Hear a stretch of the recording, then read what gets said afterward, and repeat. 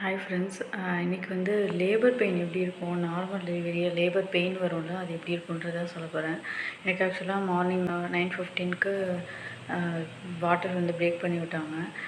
பனிக்கூடத்தை வந்து பிரேக் பண்ணி விட்டுட்டு அது வந்து ஃபுல்லாகவே ஒரு மத்தியானம் வரைக்குமே கொஞ்சம் லீக் ஆகிட்டே இருந்துச்சு. ஒரு 12:30 மணி வரைக்குமே கொஞ்சம் கொஞ்சமாக லீக் ஆகிட்டு ஃபுல்லாக அவங்க உடச்சி விடுறப்ப நிறையா அப்படியே வந்தது. அதுக்கப்புறம் கொஞ்சம் கொஞ்சமாக லீக் ஆகிட்டே இருந்தது.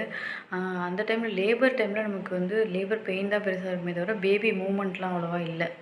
எனக்கு அப்போ பேபி மூமெண்ட்டே எனக்கு ரியலைஸ் பண்ண முடியல, இல்லைன்னு நினைக்கிறேன். அப்போது லேபர் பெயின் எப்படி இருக்குன்னா, நமக்கு வந்து பீரியட்ஸ் பெயின் மாதிரி தான் இருக்கும். ஆனால் அதுவே விட்டு விட்டு விட்டு ரொம்ப அதிகமாக வலிக்கும்.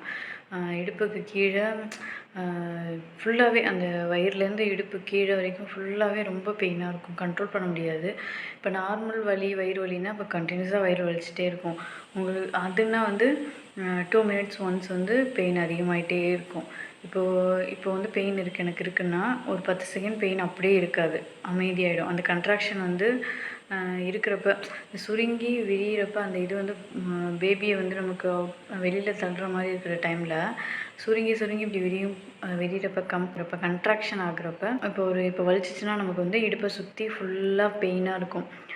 நம்மளால் கண்ட்ரோல் பண்ண முடியாது. அடுத்த 10 செகண்டுக்கு நின்றும். அது திரும்பி அடுத்த ஒரு 10 செகண்ட் நின்னதுக்கப்புறம் திரும்பி அது பெயின் ஆரம்பிக்கும்.